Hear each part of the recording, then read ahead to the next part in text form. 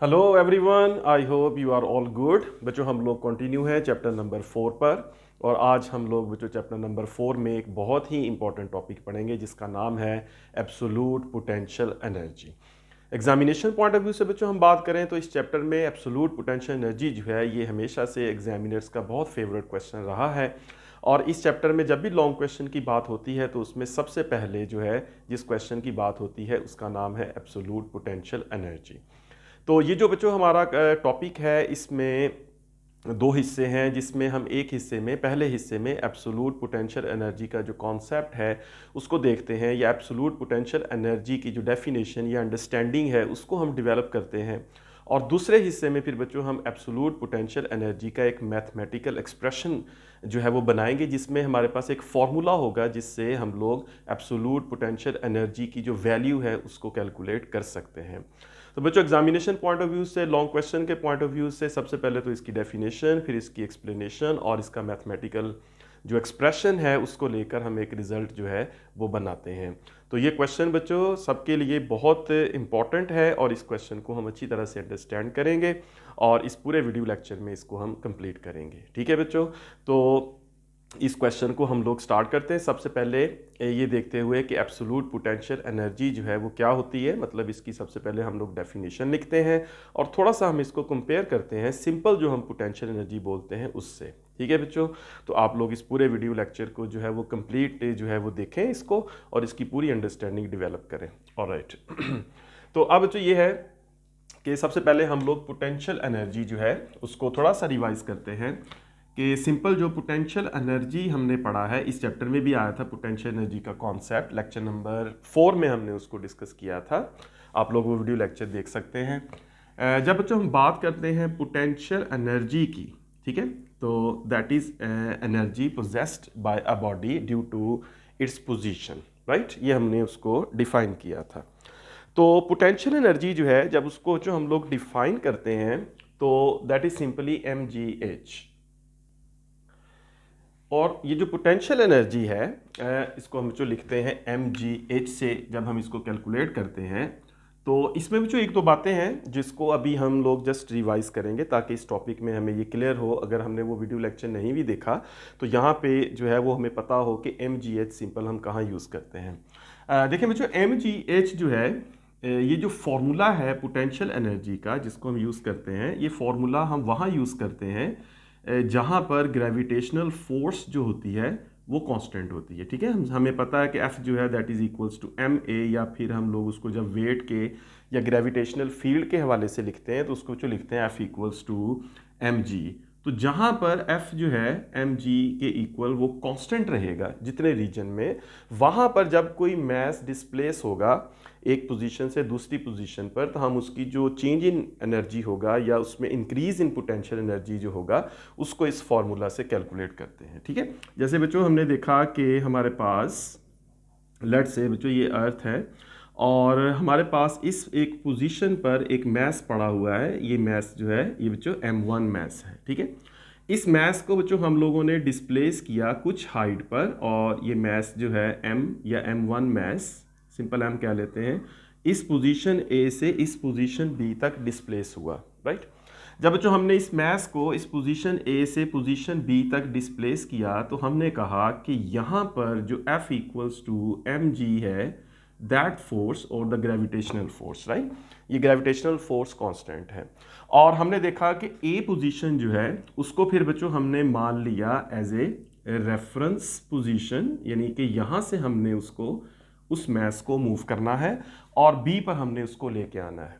तो बच्चों A से B तक जब हम इस मैस को लेके आते हैं तो इस मैस की जो पोटेंशियल एनर्जी है इसको हम कैलकुलेट कर लेते हैं mgh से। ठीक है, अब इसमें फर्ज करें बच्चों मैस जो है लेट्स से कि यहाँ पे मैस जो है दैट इज़ 1 kg और ये जो h हाइट है दैट इज़ 1 मीटर। तो इसके अकॉर्डिंग अब जब इसकी कैलकुलेशन हम करते हैं तो m जो है दैट इज़ 1h1, तो हमारे पास आंसर जो है दैट इज़ 9.8 जूल्स एनर्जी आएगी। ठीक है,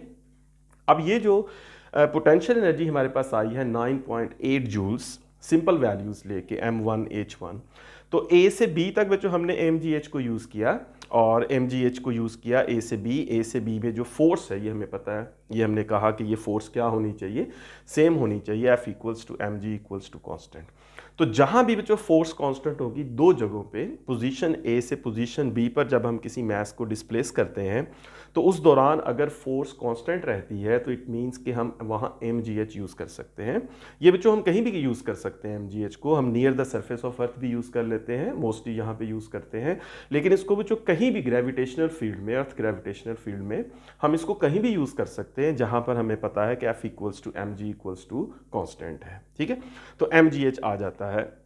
ये फॉर्मूला हम वहाँ पे लगा के, तो एक रेफरेंस से A रेफरेंस से B रेफरेंस, मतलब A पोजीशन से B पोजीशन तक जो एनर्जी बनेगी, अब यहाँ पे जो 9.8 जूल एनर्जी बनी है वो इस मास में होगी किस रेफरेंस से, अगर हम पोजीशन A को देखें। अगर हम इसको सरफेस ऑफ अर्थ से देखें तो फिर इसकी पोटेंशियल एनर्जी ये नहीं होगी। ठीक है ना, तो ये डिपेंड करती है पोटेंशियल एनर्जी कि आपने कितना डिस्टेंस मूव किया और आप किस रेफरेंस से ले रहे हैं। तो ये सारी बातें बच्चों हमने डिस्कस की थी लेक्चर नंबर 4 में, जहाँ पे पोटेंशियल एनर्जी का टॉपिक था। तो इसको, इस सारे कॉन्सेप्ट को आप लोगों को पता होना चाहिए इससे पहले जब हम एब्सोल्यूट पोटेंशियल एनर्जी की तरफ जाएं। ठीक है बच्चों, तो ये वो केस है जिसमें फोर्स कांस्टेंट रहती है और MgH फार्मूला हम यूज़ करते हैं, तो दैट इज़ पोटेंशियल एनर्जी। अब देखिए बच्चों, जो एब्सोल्यूट पोटेंशियल एनर्जी है इसमें हम ये देखते हैं कि किसी मास के पास कितनी एनर्जी होगी। लेट्स से बच्चों इसी से मिलता जुलता केस हम यहाँ पे बनाते हैं। हमारे पास अर्थ है, ये हमारे पास अर्थ है, इसमें बच्चों हम ये देखते हैं कि ये जो हमारे पास एक मास है, फर्ज करें बच्चों वही मास है, लेट्स से 1 kg समथिंग, और ये बच्चों इसकी पोजीशन A है, राइट, ये किसी एक पोजीशन A पे पड़ा हुआ है अबव द सरफेस ऑफ अर्थ। अब जो एब्सोल्यूट पोटेंशियल एनर्जी में, और इसमें डिफरेंस ये होगा कि इस मास को हम इस पोजीशन A से, राइट, ये जो पोजीशन A है अबव द सरफेस ऑफ अर्थ, और हम फर्ज कर लेते हैं कि अगर ये बच्चों अर्थ का जो है वो सेंटर है, तो सेंटर से बच्चों ये जो मास पड़ा हुआ है ये r डिस्टेंस पे पड़ा है। तो इस पोजीशन A से अगर बच्चों हम इस मास को ले जाते हैं एक बहुत दूर, एक किसी पॉइंट पर, जिस पॉइंट को हम कहते हैं इन्फिनिटी। ठीक है, तो फार ऑफ पॉइंट मतलब हम क्या लेते हैं, जहाँ पे जाके इन्फिनिटी मीन्स के ऐसी जगह जहाँ पे बच्चों अर्थ का, अगर अर्थ के हवाले से बात कर रहे हैं बच्चों, तो ग्रेविटेशनल फोर्स ऑफ अर्थ जो है वो उस पोजीशन पे जाके ज़ीरो हो जाती है। तो इस पॉइंट A पर जब ये मास मौजूद होगा, इस पॉइंट A पर, तो इस पॉइंट पर जो एनर्जी होगी उस एनर्जी को बच्चों हम कैलकुलेट करेंगे कि इस मास को डिस्प्लेस करना है हमने इस पोजीशन A से इन्फिनिटी तक। ठीक है, तो ये जो है हमारे पास जो B पॉइंट है बच्चों, ये B पॉइंट जो है ये इन्फिनिटी पे गया है। ठीक है, अब यहाँ पे जो डिफरेंस था कि जब हम सिंपल पोटेंशियल एनर्जी की बात करते हैं बच्चों, तो उसमें ये कहते हैं कि मास को डिस्प्लेस किया है पोजीशन A से पोजीशन B पर, और उस दौरान जो है वो फोर्स जो है वो ग्रेविटेशनल फोर्स कांस्टेंट रही। अब यहाँ पे एब्सोल्यूट पोटेंशियल एनर्जी में जब हम बात करते हैं एक मास को डिस्प्लेस करने की, तो उसमें जो मास को पोजीशन A से पोजीशन B तक जो हमने डिस्प्लेस करना है, तो जो पोजीशन B है उसकी वो बच्चों इन्फिनिटी है, बहुत दूर, एक मतलब इस A पोजीशन से बहुत दूर है, या यूँ कह लें बच्चों अर्थ सरफेस से, अगर सरफेस से हम बात करें तो सरफेस से इसका डिस्टेंस बहुत ज़्यादा है। तो जब हम किसी मास को किसी पोजीशन A से, ये पोजीशन जो है ये ग्रेविटेशनल फील्ड के अंदर है, इस पोजीशन A से इन्फिनिटी तक लेके जाएंगे, इन्फिनिटी तक जब इसको मूव कराएंगे, तो उस दौरान बच्चों जो फोर्स है वो कांस्टेंट नहीं रहेगी, यानी F इक्वल्स टू mg जो है that does not remains constant. ठीक है, तो अब एक बेसिक डिफरेंस ये भी आ गया हमारे पास कि जो सिंपल पोटेंशियल एनर्जी की जब हम बात करते हैं, तो दैट मीन्स ऐसी दो पोजीशंस हम लेते हैं ग्रेविटेशनल फील्ड में A और B, जिस दौरान फोर्स कांस्टेंट रहती है, और जो एब्सोल्यूट पोटेंशियल एनर्जी में A और B पोजीशन वो है जिसमें ग्रेविटेशनल फोर्स जो है वो कांस्टेंट नहीं रहती। और उसमें हमेशा, एब्सोल्यूट में हमेशा हम यही करते हैं कि इन्फिनिटी को रेफरेंस लेते हैं कि हमने जिस भी पोजीशन पे पोटेंशियल एनर्जी देखनी है, एब्सोल्यूट पोटेंशियल एनर्जी देखनी है ग्रेविटेशनल फील्ड के अंदर, पोजीशन A है, या बच्चों फर्ज करें कि ये हमारे पास जो है वो अर्थ है, ये हमारे पास पोजीशन A है, तो इस पोजीशन A पर जो एब्सोल्यूट पोटेंशियल एनर्जी जब हम मालूम करेंगे किसी मास की, तो यहाँ पर अगर बच्चे फ़र्ज़ करें कि एक मास m है और उसकी एब्सोल्यूट पोटेंशियल एनर्जी हमने मालूम करनी है, तो इसमें मस्ट होगा या इसमें अंडरस्टूड होगा कि हम इस मास को इस पोजीशन A से इन्फिनिटी पर लेकर जाएंगे। ठीक है, तो इस मैस ए को हमने मूव करके इन्फिनिटी पे लेके जाना है। या बच्चों आप यूं कहें कि अगर हमारे पास कोई मैस है m और वो पोजीशन b पर है, तो उस मैस पर की जो b पोजीशन है वहां पर जो उसकी एब्सोल्यूट पोटेंशियल एनर्जी होगी, वो बच्चों एब्सोल्यूट पोटेंशियल एनर्जी उसकी कैलकुलेट होगी कि जिसमें हम इस मैस को मूव कराएंगे पोजीशन b से इन्फिनिटी पे। तो इस सब में एब्सोल्यूट पोटेंशियल एनर्जी को कैलकुलेट करने में बच्चों जो इन्फिनिटी है वो हमेशा एज ए रेफरेंस यूज होगा। ठीक है, यानी किसी भी पॉइंट पर एब्सोल्यूट पोटेंशियल एनर्जी के लिए इन्फिनिटी रेफरेंस होगा कि इन्फिनिटी तक ही हमने उसको मूव कराना है उस पोजीशन से। तो किसी भी पॉइंट पर जो एब्सोल्यूट पोटेंशियल एनर्जी है वो कैलकुलेट करने के लिए पहली बात जो आप लोग याद रखेंगे वो ये है कि जो इन्फिनिटी होगा उसको हम यूज़ करेंगे एज ए रेफरेंस कि किसी भी पॉइंट से हमने उसको मूव करा के इन्फिनिटी तक लेके जाना है। ठीक है, तो ये बात आप लोग जो है, ये पहली बात आप लोगों ने ये याद रखनी है कि एब्सोल्यूट पोटेंशियल एनर्जी और पोटेंशियल एनर्जी में जो डिफरेंस है उसमें पहली बात कि इसमें फोर्स कांस्टेंट है, इसमें फोर्स कांस्टेंट नहीं। और दूसरी बात बच्चों एब्सोल्यूट पोटेंशियल एनर्जी में कि इसको हमेशा हम लोग इसमें जो रेफरेंस लेते हैं या इसको जो मेजर करते हैं वो जो रेफरेंस जो है वो हम लेते हैं इन्फिनिटी। ठीक है, इन्फिनिटी के अकॉर्डिंग। अब जो ये है कि हमने एब्सोल्यूट पोटेंशियल एनर्जी जो है उसको डिफाइन करना है अब यहाँ पे कि एब्सोल्यूट पोटेंशियल एनर्जी हम किस तरह से कैलकुलेट करेंगे। ठीक है, अब देखें एब्सोल्यूट पोटेंशियल एनर्जी जो है, अब इसको डिफाइन करते हैं, इसकी डेफिनेशन जो है अब हम लिखते हैं, फिर इससे आगे बात लेके चलते हैं। तो डेफिनेशन जो है बच्चों इसकी वो ये कि absolute potential energy, let's say APE लिख लेते हैं। ठीक है, absolute potential energy of an object at a certain position, of an object at a certain position in gravitational field at a certain position is the work done by the gravitational field is the work done by the gravitational field in displacing the object, right? in displacing the object from that position to infinity, where the force of gravity becomes zero, where the force of gravity becomes zero। ठीक है, ये बच्चों इसको हमने define किया, या इस तरह से हम लोग एब्सोल्यूट पोटेंशियल एनर्जी की जो डेफिनेशन है वो लिख सकते हैं। ठीक है, so absolute potential energy of an object at a certain position, फर्ज करें बच्चों कि ये हमारे पास जो है ये सरफेस ऑफ अर्थ है। अब जो इस सरफेस ऑफ अर्थ के करीब यहाँ पर एक पोजीशन है जहाँ पर एक मैस m पड़ा हुआ है, ये पोजीशन A है। अब जो इस पोजीशन A पर इस मैस में एब्सोल्यूट पोटेंशियल एनर्जी कितनी होगी, right? This absolute potential energy कितनी होगी इस मैस के अंदर अर्थ की वजह से, डेफिनेटली अब ये जो एनर्जी है वो होगी तो अर्थ की वजह से, अर्थ के फील्ड की वजह से। तो ये जो इस मैस के अंदर एब्सोल्यूट पोटेंशियल एनर्जी होगी उसके लिए बच्चों हम ये देखेंगे कि इस मैस को हमने मूव करना है और बच्चों इस मैस को पोजीशन A से मूव करके हम लेके जाएंगे इन्फिनिटी पे। और बच्चों पोजीशन A से इन्फिनिटी तक ले जाने के लिए जितना वर्क करना पड़ेगा, ठीक है, कितना वर्क करना पड़ेगा इस मैस को डिस्प्लेस करने के लिए from that position to infinity, that work done by the earth और by the gravitational field will be the absolute potential energy in that mass at position A। ठीक है, so absolute potential energy of an object at a certain position, in a certain position, let's say बच्चों इस mess की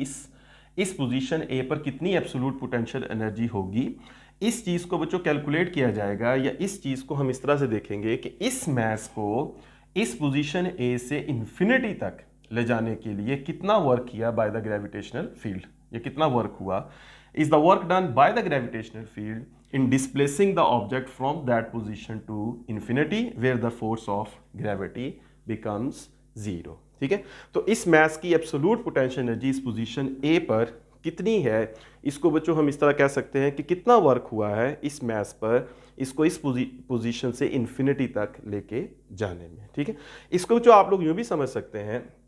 देखिए बच्चों ये हमारे पास जो है ये अर्थ है, इसका मास m है, ये एक और मास है जिसको हम स्मॉल m कहते हैं। अब जो आप लोग जानते हैं कि न्यूटन्स लॉ ऑफ ग्रेविटेशन से कि जो मैसेज हैं, दो मैसेज हैं, वो एक दूसरे को अट्रैक्ट करते हैं। ठीक है, ये हमें पता है।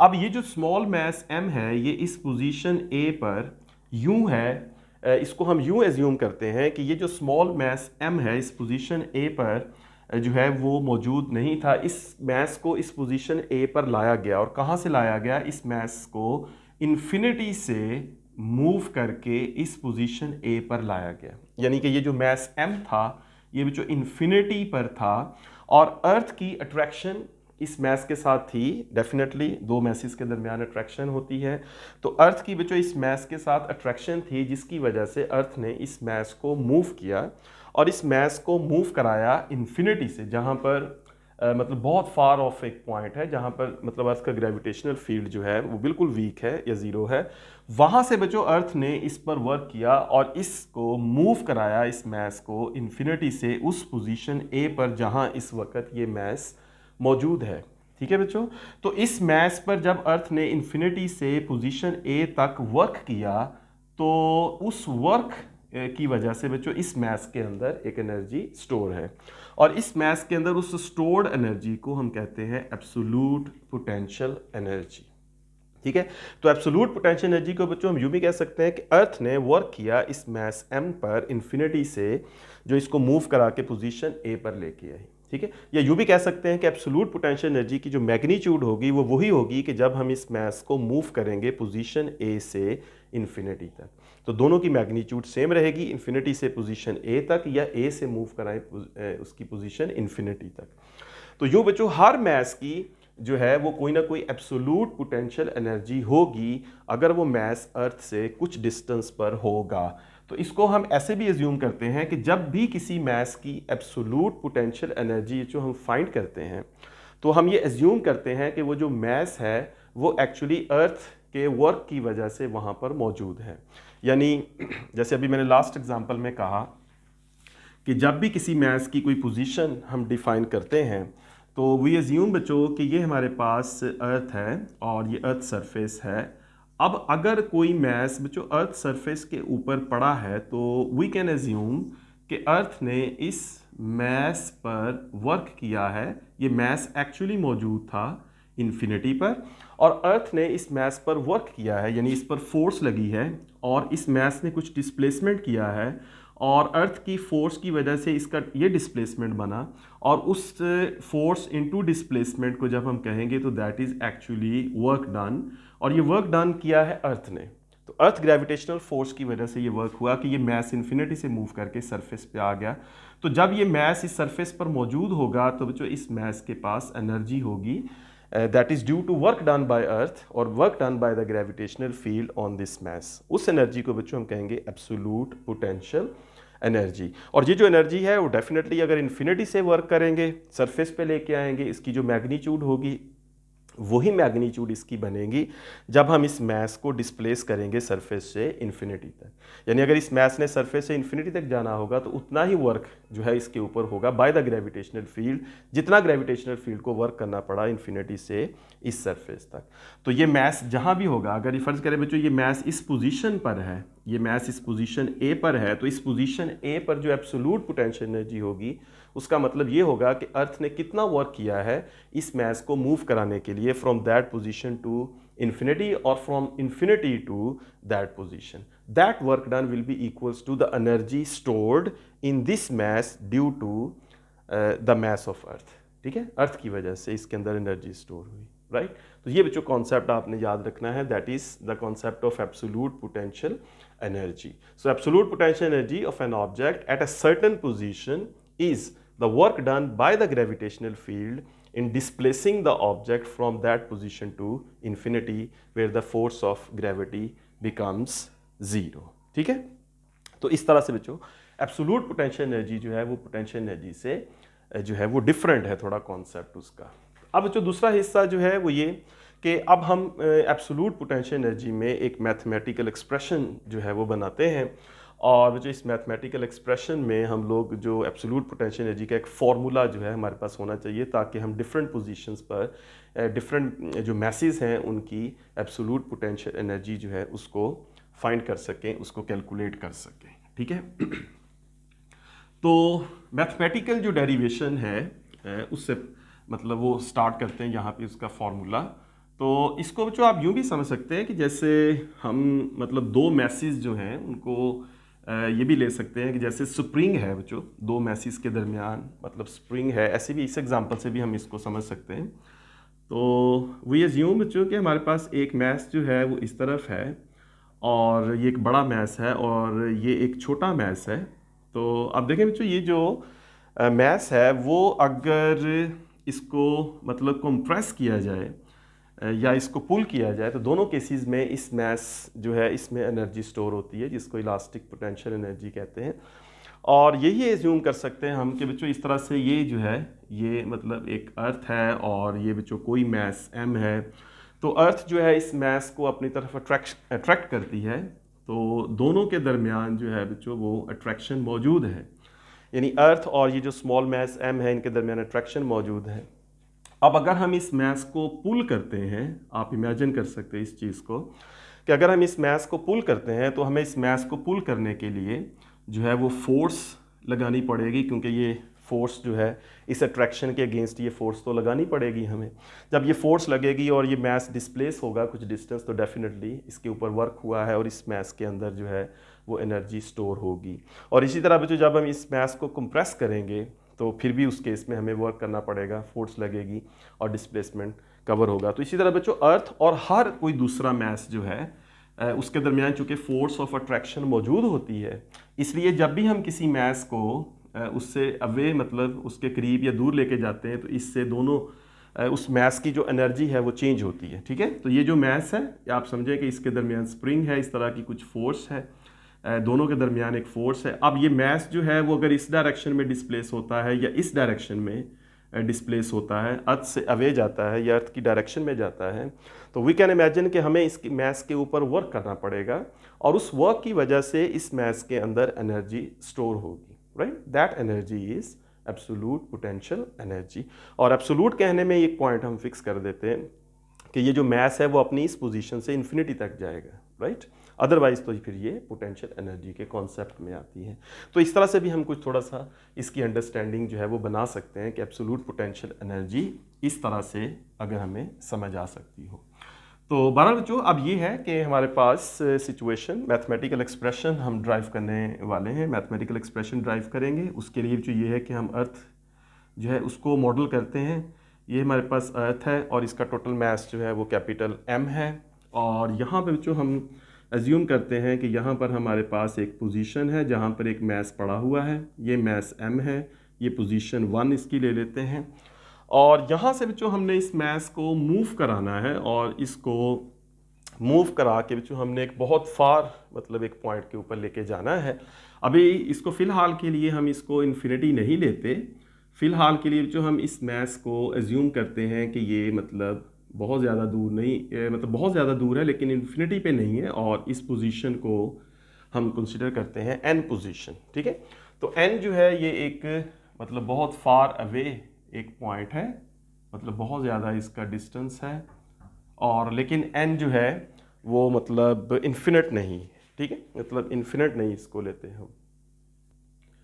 तो n जो है वो फार अवे है लेकिन इन्फिनिटी नहीं है। अब जो ये है कि ये जो पोजीशन 1 है यहाँ से हम इस मैस को जो है वो डिस्प्लेस करेंगे और यहाँ से डिस्प्लेस करके n पोजीशन तक लेके जाएंगे, और इस दौरान जो है वो फोर्स जो है जो वो कांस्टेंट नहीं है। Gravitational force, definitely gravitational force जो है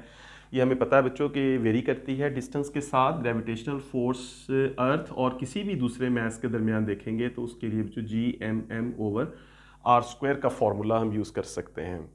दो मैसेस के दरमियान जो ग्रेविटेशनल फोर्स है उसके लिए बच्चों G(m1m2/r²) आर स्क्वायर। तो जैसे जैसे बच्चों आर चेंज होगा ये मास डिस्प्लेस होगा, एन तक जाएगा, इसका फासला जो है, डिस्टेंस जो है अर्थ के सेंटर से वो चेंज होगा। लेट्स से बच्चों ये जो इसकी पहली पोजीशन हमने यहाँ देखी है, इस मास का ये जो डिस्टेंस है यहाँ से, ये बच्चों r1 है। तो जैसे जैसे ये मास वर्टिकल डायरेक्शन में सेंटर से अवे जाएगा अर्थ के, तो ये r जो है वो ज़्यादा होगा और उस तरह फिर फोर्स कम होती जाएगी।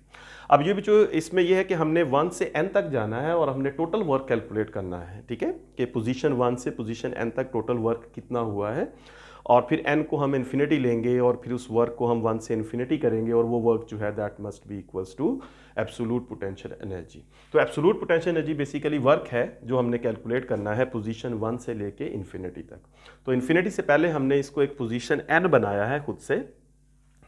तो मैथमेटिकल सिंपलिसिटी के लिए इसको हमने n जो है वो पहले लिया है। तो अब जो 1 से n तक अगर हम जाते हैं तो फोर्स कांस्टेंट नहीं होगी यहाँ पे, ग्रेविटेशनल फोर्स।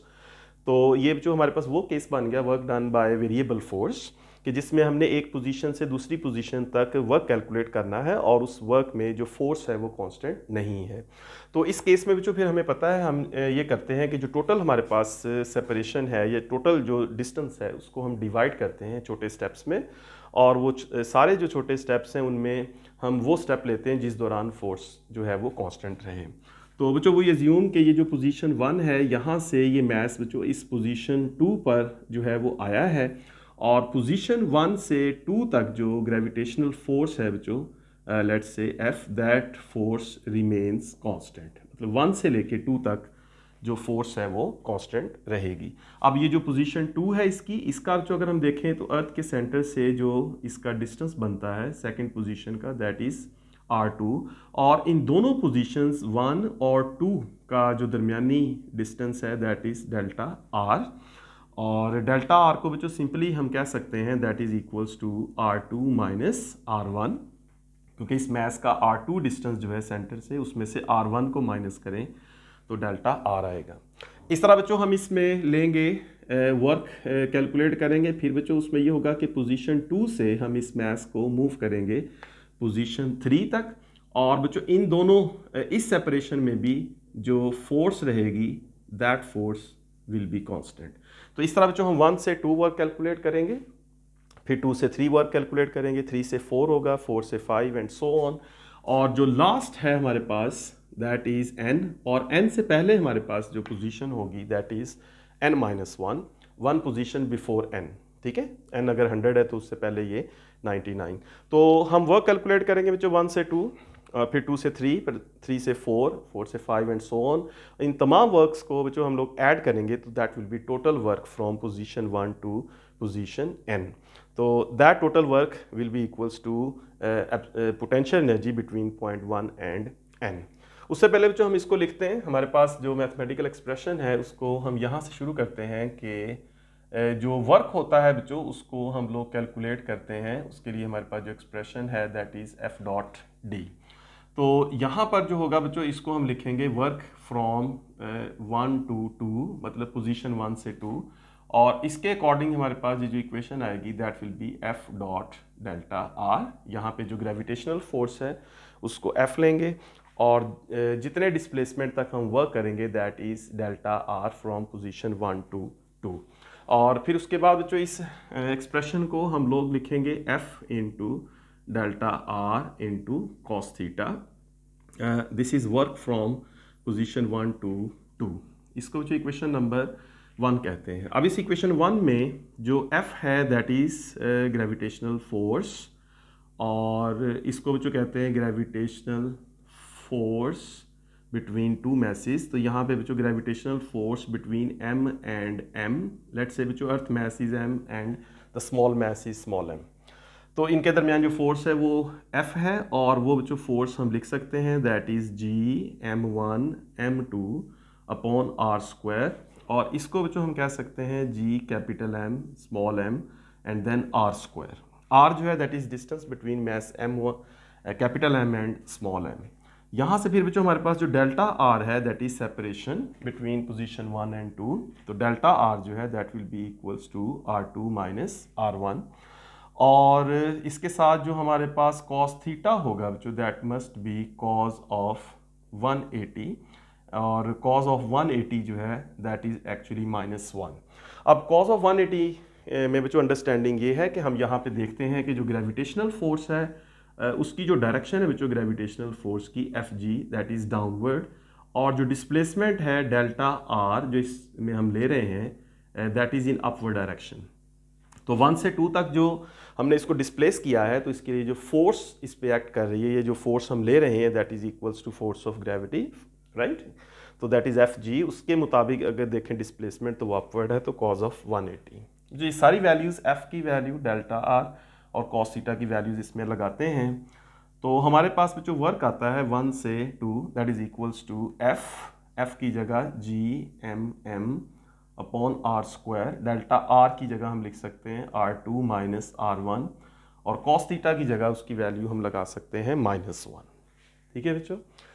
उसके बाद बच्चों इसको हम माइनस को यहाँ शुरू में लिख सकते हैं, तो this is work from 1 to 2 that is equals to -G(m)m upon R square and R2 minus R1. So this is actually work from position 1 to position 2, ठीक है, by the when the force of gravity acts on it. अब जो इसमें इस expression में हम लोग इसको जो थोड़ा सा यूँ देखते हैं कि इस एक्सप्रेशन में ये जो R स्क्वायर है, अब इसकी थोड़ी सी हम बात करेंगे कि इस एक्सप्रेशन में ये जो R है हमारे पास दैट इज़ एक्चुअली, इसको यहाँ पे मैं अगर लिखूँ तो work from 1 to 2 that is equals to -G(m)m into R2 minus R1 over R square. ठीक है, तो ये हमारे पास जो है वो इक्वेशन 2 भी हम इसको ले सकते हैं, इक्वेशन 2 भी इसको कह सकते हैं। अब इस एक्सप्रेशन में बच्चों ये जो हमारे पास R है that is actually distance between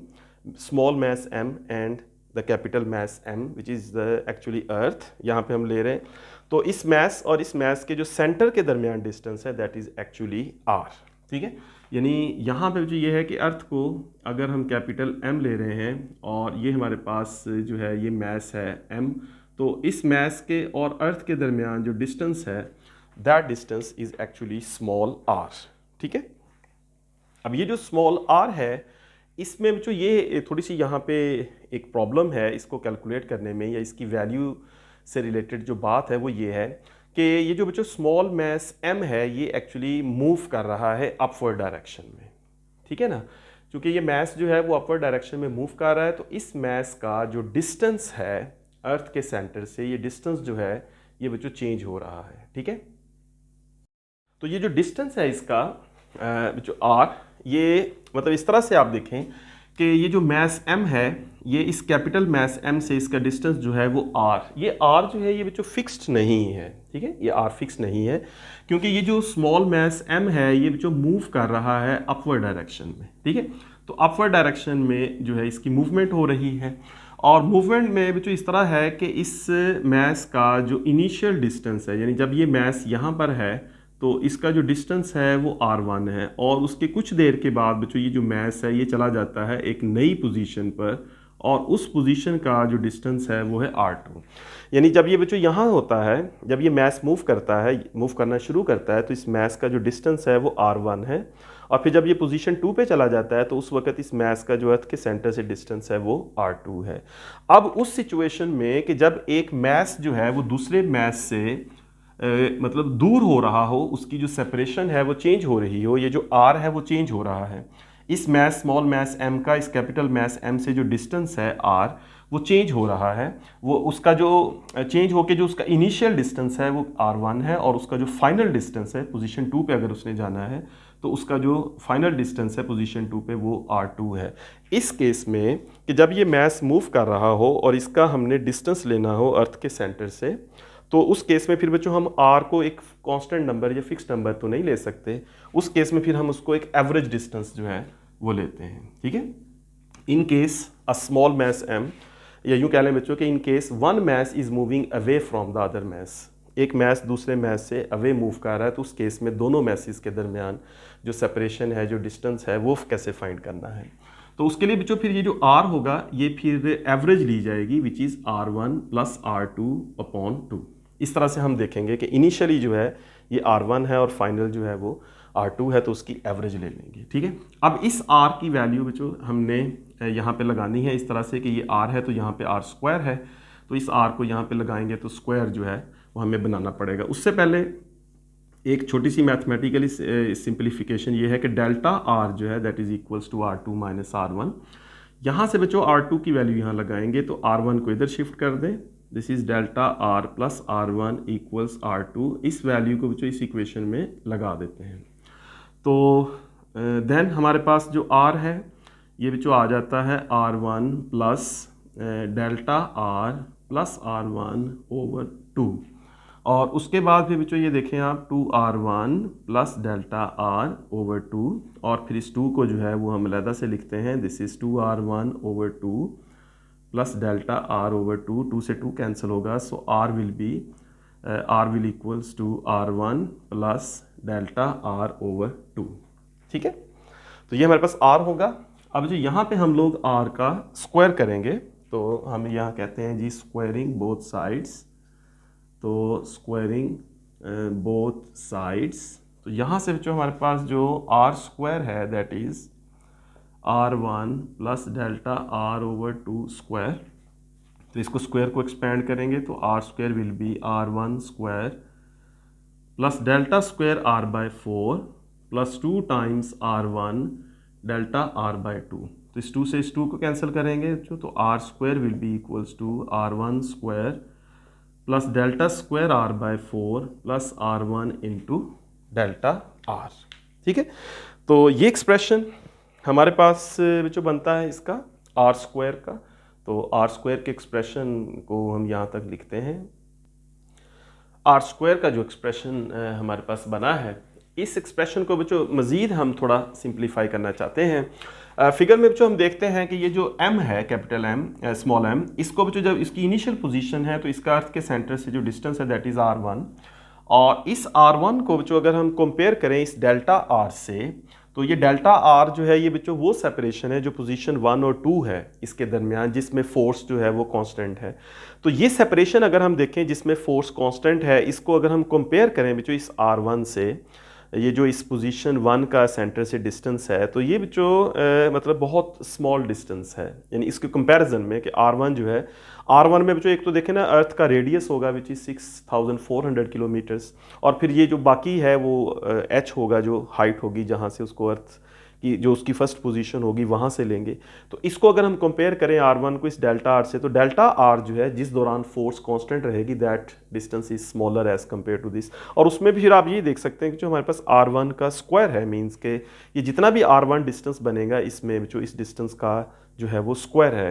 तो उसमें ये है कि ये जो डेल्टा स्क्वायर R बाय 4 है, इसमें डेल्टा R का स्क्वायर है लेकिन उसको जब 4 पे डिवाइड करते हैं तो that becomes even smaller number,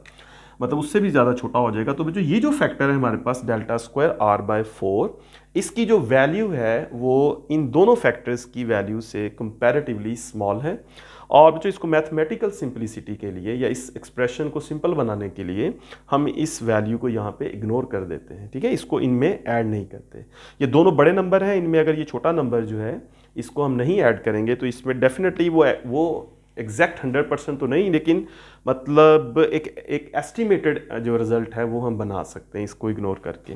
तो फिर बच्चों ये करते हैं कि इसको हम लोग इग्नोर करते हैं, तो हमारे पास R स्क्वायर जो है वो आ जाता है R1 स्क्वायर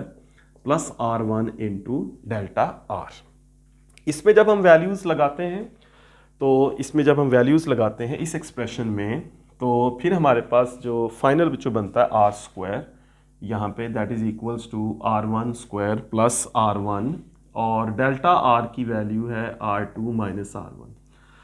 तो जो R स्क्वायर जो है that is R1 square plus इसको मल्टीप्लाई करें R1 R2 minus R1 square, तो यहाँ R1 स्क्वायर जो है ये जो कैंसिल होके हमारे पास आंसर जो बनता है that is R square equals R1 times R2। ठीक है, तो ये जो R स्क्वायर हमारे पास आया था इस एक्सप्रेशन में जो हम कर रहे थे इक्वेशन नंबर 2 में, आप देख सकते हैं कि जो आपको R स्क्वायर नज़र आ रहा है इक्वेशन नंबर 2 में, यहाँ पे इस R स्क्वायर को बच्चों हम लोग रिप्लेस कर सकते हैं इस R1 R2 वैल्यू से। ठीक है,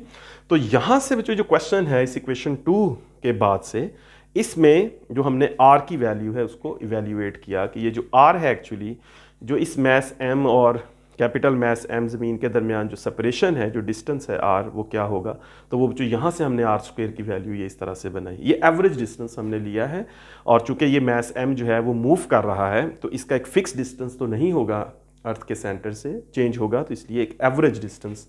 आर जो है ये हमने बनाया है। तो अब जो इस आर स्क्वायर की वैल्यू को हम यहाँ पे, इस आर स्क्वायर की वैल्यू को हम यहाँ पे जो है वो रिप्लेस करते हैं, इसकी जगह पुट करते हैं और फिर इसको आगे सॉल्व करते हैं। ठीक है, तो इसको जो मैं रेज करता हूँ, आप लोग इसको स्क्रीनशॉट ले सकते हैं यहाँ पे। और इसमें फिर अब ये जो आर स्क्वायर की वैल्यू हम यहाँ पे लगा देते हैं, तो हमारे पास जो वर्क आएगा 1 से 2, वहीं से स्टार्ट होगा क्वेश्चन, दैट इज -GMM। और ये है हमारे पास बच्चों R2 - R1, और इसकी जगह R1 R2 लगाएंगे। फर्दर बच्चों इसी को कंटिन्यू रखते हैं, सॉल्व करते हैं -GMM। तो इसमें बच्चों R2 के नीचे R1 × R2 -R1 upon R1 R2 लिखते हैं, और ये -GMM, R2 से R2 कटेगा, R1, और यहाँ पे जो R1 कैंसिल होगा तो R2। ये होगा हमारे पास आंसर बच्चों वर्क फ्रॉम 1 to 2, पोजीशन 1 से पोजीशन 2 तक। यहाँ से बच्चों 1 पोजीशन से 2 पोजीशन तक जो वर्क होगा, जिस दौरान फोर्स कांस्टेंट रहेगी, तब बच्चों ये हमारे पास जो वर्क होगा उसका ये एक्सप्रेशन रहेगा। यहाँ से आप देख सकते हैं, यहाँ से मैंने कंटिन्यू किया F.D से, ये वैल्यूज़ लगाई और ये रिजल्ट आ गया। बीच में हमने यहाँ पे आर स्क्वायर की वैल्यू को चेंज किया। ठीक है, तो ये बच्चों फर्स्ट वर्क है जो इनिशियल पोजीशन 1 से 2 पोजीशन तक गए जहाँ फोर्स कांस्टेंट है। तो ये हमारे पास एक इक्वेशन जो है यहाँ पर बन गई। अब जो इसमें हम सिमिलरली जो है वो करेंगे कि अगर हम इसको अब मैस को 2 पोजीशन से 3 पे लेके जाते हैं, तो सिमिलरली जो हमारे पास ये आएगा कि वर्क फ्रॉम 2 to 3 हम उसे कहेंगे, और इसी एक्सप्रेशन की तरह हमारे पास वो एक्सप्रेशन जो है वो बनेगा यही सारा काम करके, लेकिन फ़िलहाल उसको हम सिमिलरली ही लिखेंगे। तो that will B 1/R2 - 1/R3। ठीक है, ये हमने काम जो है वो सिमिलरली से किया। और उसके बाद फिर जो 3 से 4 and then 4 to 5 and 5 to 6 जो है, ये इसको हम लोग जो है वो इस तरह से कंटिन्यू रखेंगे। तो हमारे पास जो वर्क होगा that is from n-1 to n। ठीक है, that is second last and n is last, n last तक जाना है। तो n-1 से n तक जब हम जाएंगे तो वो जो एक्सप्रेशन बनेगा हमारे पास -GMM, that will B 1/R n-1 to 1/Rn। ठीक है, जब 1 से 2 वर्क होता है तो यहाँ R1 और R2 हैं, जब 2 से 3 है तो R2 और R3 हैं। तो जब n-1 to n होगा तो यहाँ n-1 और यहाँ Rn आएगा। ठीक है बच्चों, तो ये हमारे पास टोटल वर्क जो है वो हमने कैलकुलेट कर लिए जिस दौरान फोर्स जो है वो कांस्टेंट रहेगी। अब टोटल वर्क जो हम लेंगे 1 से n, उसमें हम इनको ऐड करेंगे। तो हम यहाँ बच्चों लिख लेते हैं work from 1 to n, that will be equals to work from 1 to 2 plus work from 2 to 3 and so on, then work from n-1 to n। ठीक है, तो इन सब वर्क्स को हम लोग बच्चों ऐड करेंगे, और ऐड करके जो है ये हमारे पास टोटल वर्क बनेगा। तो उस टोटल वर्क को लिखने के लिए यहाँ पे इसको मैं अरेज करता हूँ, आप यहाँ पे स्क्रीनशॉट ले सकते हैं। और चलें इसको यहाँ पे सारी वैल्यूज़ को अब इस तरह से लिखते हैं जो वर्क फ्रॉम 1 to n जो होगा that is equals to work from 1 to 2। ये जो हमारे पास यहाँ पे ये लिखा हुआ है 1 to 2, तो इसमें हमारे पास -GMM, और ये है हमारे पास 1/R1 - 1/R2, फिर हमारे पास प्लस है, और फिर से ये नेक्स्ट वैल्यू जब हम लिखेंगे तो -GMM और 1/R2 - 1/R3 plus and so on आ जाएगा हमारे पास। Last one -GMM 1/Rn - 1 × 1/Rn। तो यहाँ पे जो 1 से n वर्क में हमारे पास -GMM ये वैल्यू सब में कॉमन होगी, तो तो इसको यहाँ से सारे फैक्टर्स में से हम लोग कॉमन जो है वो ले सकते हैं यहाँ भी। तो बाकी हमारे पास 1/r1 माइनस 1/r2 बचेगा यहाँ पे, और फिर हमारे पास ये फैक्टर जो है ये कॉमन है तो प्लस रह जाएगा हमारे पास 1/r2 minus 1/r3 and so on. और यहाँ पे जो लास्ट पर हमारे पास 1/rn माइनस 1 माइनस 1/rn बचेगा, ठीक है। और इसको अगर हम सिंपलीफाई करते हैं तो माइनस जी एम एम, तो जो आप देखें minus 1/r2 plus 1/r2 minus 1 and then so on, और फिर उससे अगला फैक्टर सब कैंसिल होके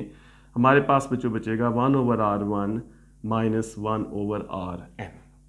तो ये हमारे पास एक पहला बचेगा, चूँकि ये बच्चों ये पेयरिंग है, दो फैक्टर्स हैं, दो हर एक में, तो अगर कैंसिल हो रहे हैं ये दूसरा तीसरे के साथ, तो इस तरह जो तीसरा चौथे के साथ, तो हमारे पास पहला बचा है, तो फिर पेयरिंग में लास्ट वन बचेगा विच इज़ 1/rn। तो इस एक्सप्रेशन को हम लोग बच्चों कह सकते हैं that is work, total work from position 1 to position n। ये हम कह सकते हैं कि 1 से लेके n तक जो वर्क होगा वो ये होगा, ठीक है, जो हमने लिया पोजीशन 1 से पोजीशन n तक, ठीक है। तो total work from first initial position to n, ठीक। इस तरह से ये टोटल वर्क की वैल्यू हमारे पास आ जाएगी। अब जो इस टोटल वर्क को अगर हम जो है वो थोड़ा सा जनरलाइज करना चाहें और कंसीडर करें जो यहाँ पे कि point n goes to infinity, ठीक है, या पोजीशन n जो है दैट गोज़ टू इन्फिनिटी, अगर हमने उसको इन्फिनिटी पे ले जाए, जैसा कि हमने करना है बच्चों कि ये पोजीशन n को हमने इन्फिनिटी पे लेके जाना है, तो इसी एक्सप्रेशन को थोड़ा सा हम लोग जो है वो सिंप्लीफाई कर सकते हैं कि फिर उस केस में बच्चों ये जो वर्क होगा that will be from 1 position to infinity, ठीक है, n की जगह इन्फिनिटी। तो यही एक्सप्रेशन हमारे पास माइनस जी एम एम और फिर ये 1/r1 माइनस 1/r इन्फिनिटी हो जाएगा। तो इन्फिनिटी का जो डिस्टेंस है दैट इज़ r इन्फिनिटी। तो इसमें जो ये जो फैक्टर होगा हमारे पास r इन्फिनिटी, तो 1/r इन्फिनिटी जो है इसको जो अगर हम देखें तो 1/, इन्फिनिटी मतलब एक बहुत बड़ा नंबर है। r इन्फिनिटी जो है, r इन्फिनिटी का बच्चों मतलब ये है कि distance of position at infinity from the centre of earth, centre से लेके इन्फिनिटी की जो पोजीशन है उसका जो डिस्टेंस, तो एक बड़ा नंबर होगा। तो 1/that big number the answer goes to 0। तो उस केस में फिर बच्चों जो वर्क होगा that will be total work, उसको हम कहेंगे, और वो होगा minus G M M over 1/r1 minus 0, या उसको हम कह सकते हैं कि जो टोटल वर्क है now that is equals to minus G M M over r1, ठीक है। तो r1 जो है ये उसकी बच्चों वो पोजीशन जहाँ से हमने उसको स्टार्ट किया था मूव करना, कि जहाँ यहाँ से पोजीशन 1 से चला था वहाँ उसका जो डिस्टेंस था दैट वाज r1, ठीक है। इस एक्सप्रेशन को, ये हमारे पास रिजल्ट है, इस एक्सप्रेशन को यहाँ पे मैं लिखता हूँ इसको रेस करके, और इसको बच्चों डिस्कस करते हैं कि ये जो हमारे पास एक्सप्रेशन है इसके क्या मीनिंग्स हैं। तो हमारे पास बच्चों ये है जो हमारे पास रिजल्ट आया है वो इस तरह से कि जो वर्क है total that is from position 1 to infinity that is minus G capital M small m over r1 square. अब ये जो r1 है ये जो टोटल वर्क आया that is from first initial position to infinity, this work is from initial position to infinity, ठीक है, जो हमने कहना है 1 से इन्फिनिटी। तो हम इसको टोटल वर्क भी कह सकते हैं, ठीक है, या वर्क अप टू इन्फिनिटी, या जो भी इसको हम नाम दे लेते हैं। तो इसमें हमारे पास r1 आया है, सॉरी स्क्वायर नहीं है, ओनली r1। तो ये जो r1 है बच्चों, ये r1 जो है ये इसकी इनिशियल पोजीशन है। तो जनरली अगर हम बोले या जो जनरली अगर हम कहें तो जो टोटल वर्क हुआ है that is actually equals to minus G M M over R. तो इस एक्सप्रेशन में हमारे पास जो r है that is how much away the small mass is from the centre of earth, ठीक है। मतलब ये है कि कहाँ से आपने मूव करना स्टार्ट करना है, जहाँ से आप उस मैस को मूव करना शुरू करेंगे या जिस पॉइंट पर आप उसकी एब्सोल्यूट पोटेंशियल एनर्जी फाइंड करना चाहते हैं, तो आप क्या कहेंगे, तो आर जो है that is actually distance from the centre, distance from the centre of earth, ठीक है। अर्थ के सेंटर से बच्चों ये जो डिस्टेंस होगा दैट इज आर, या बच्चों इसी आर को हम कह सकते हैं the position at which we want to find absolute potential energy. इसी को हम कह सकते हैं R defines the position at which we want to find the absolute potential energy. तो ये वो पोजीशन है आर जो ये डिफाइन करती है कि कहाँ पर हम एब्सोल्यूट पोटेंशियल एनर्जी जो है वो फाइंड करना चाहते हैं। तो फिर वहाँ से बच्चों उसको डिस्प्लेस करके हम लेके जाएंगे इन्फिनिटी तक। ये तो हमने पढ़ा था कि एब्सोल्यूट पोटेंशियल एनर्जी मींस कि इसकी इस पोजीशन से हम इसको इन्फिनिटी तक लेके जाना चाहते हैं। तो आप याद रखें कि एक मैस m है, कैपिटल M जैसे अर्थ है, तो दूसरा मैस जो है ये स्मॉल m है। इनके दरमियान जो डिस्टेंस होगा या सेपरेशन होगी दैट विल बी r। तो उस पॉइंट पर उसकी एब्सोल्यूट पोटेंशियल एनर्जी क्या होगी। ये जो मैस m है ये एक स्मॉल मैस m है, तो इन दोनों मैसेस के दरमियान जो डिस्टेंस है दैट इज r। तो इस मैस m की, स्मॉल मैस m की इस कैपिटल मैस m से r डिस्टेंस पर जो एब्सोल्यूट पोटेंशियल एनर्जी होगी उसको हम इस फॉर्मूला से कैलकुलेट कर सकते हैं, -gmm/r। इसका मतलब ये है, इस तरह से भी इसको ले सकते हैं कि इस कैपिटल मैस m ने इन्फिनिटी से जब इस मैस को अपनी तरफ अट्रैक्ट किया और इस मैस को इस पोजीशन पर ले आया कि जब इस मैस का अर्थ के सेंटर से, ये इस कैपिटल मैस के सेंटर से डिस्टेंस r है, तो उस इन्फिनिटी से इस पोजीशन तक लाने में कितना चेंज इन एनर्जी आया, कितनी उसकी पोटेंशियल एनर्जी चेंज हुई इन्फिनिटी से इस मैस m तक, जब दोनों के दरमियान डिस्टेंस r होता है।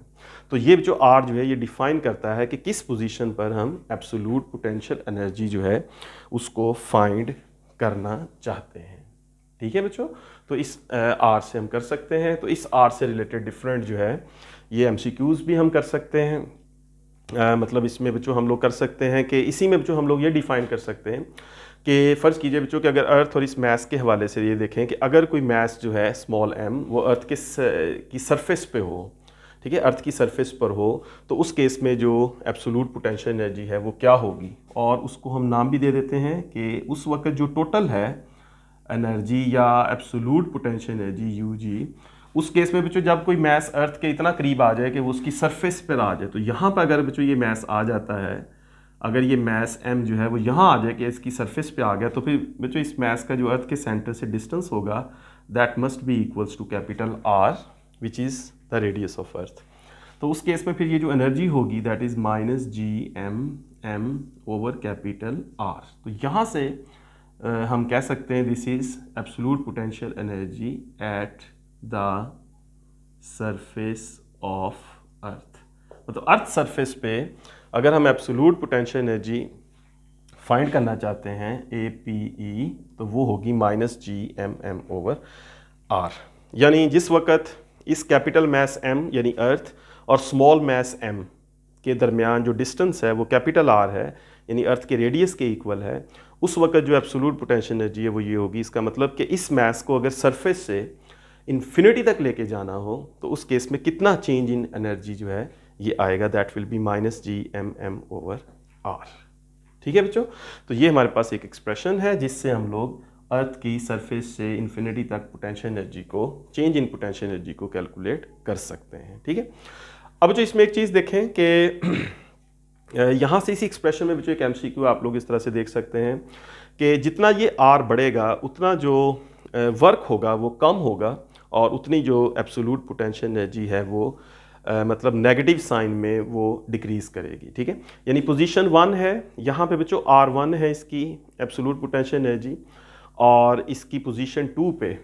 लेट्स से बच्चों ये जो पोजीशन 1 है इनिशियल पोजीशन है, यहाँ पर अगर इसकी एब्सोल्यूट पोटेंशियल एनर्जी देखा जाए तो वो होगी -gmm/R1, और पोजीशन 2 पे जो इसकी एब्सोल्यूट पोटेंशियल एनर्जी है दैट इज़ -gmm/R2।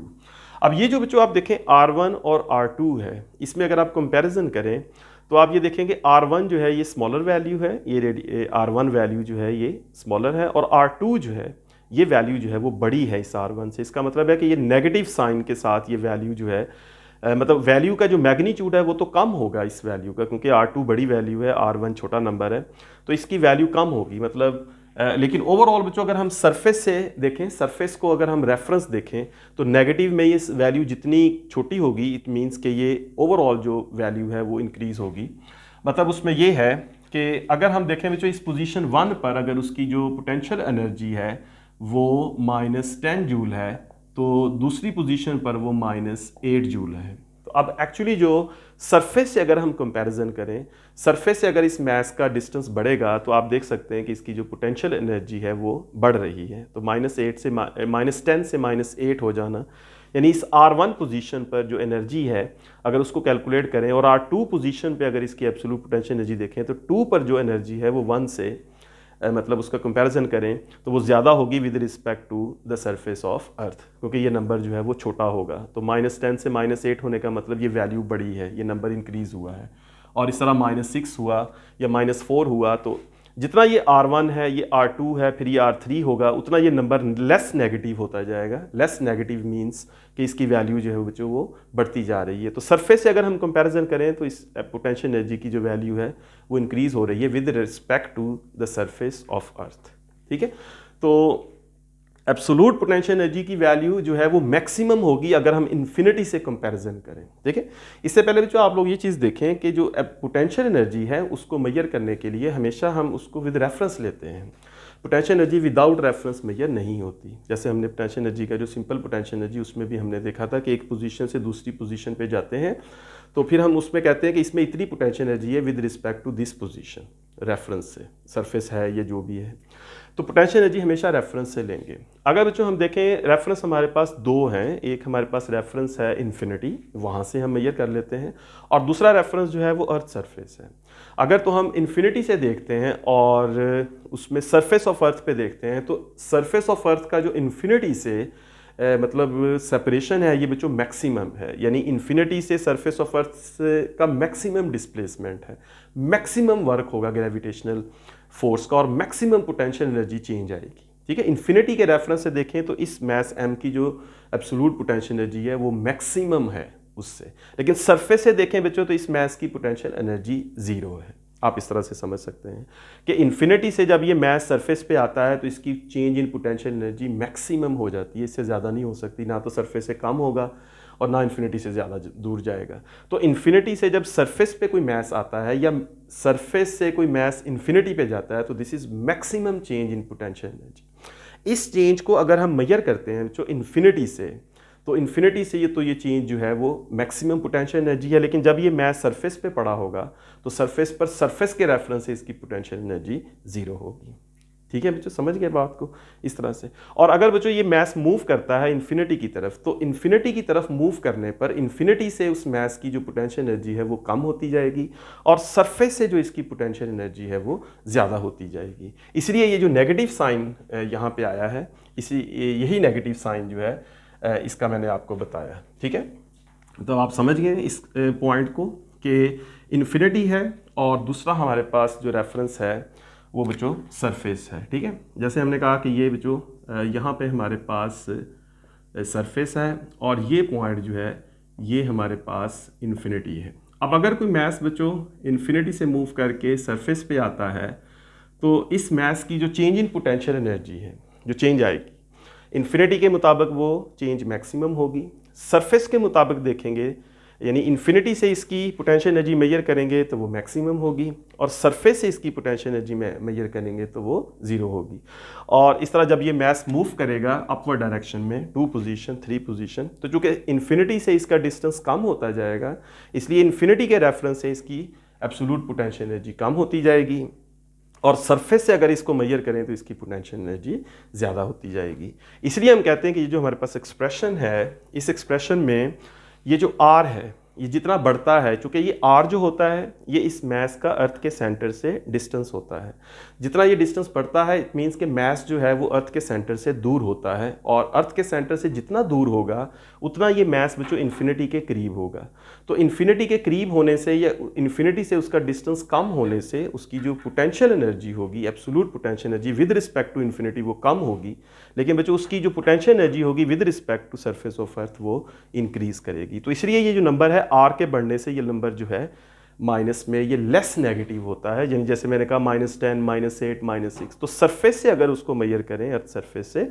तो ये नंबर जो है वो बढ़ता जाता है, क्योंकि सरफेस के रेफरेंस से पोटेंशियल एनर्जी जितना दूर जाएगा मैस वो बढ़ती जाएगी, और इन्फिनिटी से वो करीब होता जाएगा तो इन्फिनिटी के रेफरेंस से उसकी पोटेंशियल एनर्जी उतनी चेंज इन पोटेंशियल एनर्जी कम होती जाएगी। ऑलराइट बच्चों, तो ये एक कॉन्सेप्ट था इसमें नेगेटिव साइन का, ये भी आपने याद रखना। और ओवरऑल ये एक्सप्रेशन जो है ये मतलब हम याद रखते हैं कि ये एब्सोल्यूट पोटेंशियल एनर्जी का एक्सप्रेशन है, और जो भी बच्चों याद रख सकते हैं इसको एब्सोल्यूट के हवाले से, या बच्चों इस एक्सप्रेशन को